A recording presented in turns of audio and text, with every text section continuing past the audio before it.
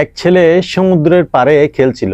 হঠাৎ সমুদ্রে একটা বড় ঢেউ এসে তার জুতোটাকে নিয়ে গেল। ছেলেটা সমুদ্রের বালির মধ্যে রেখে দিল, সমুদ্র তুই চোর। কিছুক্ষণ পর একটা জেলে নৌকা বোঝাই করে মাছ নিয়ে আসলো সমুদ্রের থেকে। জেলে খুশি হয়ে সমুদ্রের পাড়ে রেখে দিল, সমুদ্র তুই আমার অন্নদাতা। তারপর এক বুড়ি মার ছেলে সমুদ্রের পানিতে গোসল করতে গিয়ে ডুবে মারা গেল। বুড়ি মা সমুদ্রের পাড়ে লিখে দিল, সমুদ্র তুই খুনি। এক লোক সমুদ্রের পাড়ে কিছু মুক্তা খুঁজে পেল।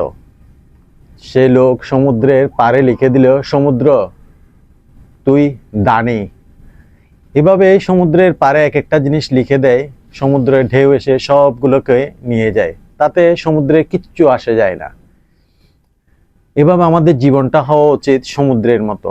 মানুষ অনেক কিছু বলবে, আপনার চোখে আপনি কারো কাছে হয়তো দানি, কারো কাছে দয়াশীল, কারো কাছে আপনি দাতা, কারো কাছে আবার আপনি হয়তো অহংকারীও মনে হতে পারে।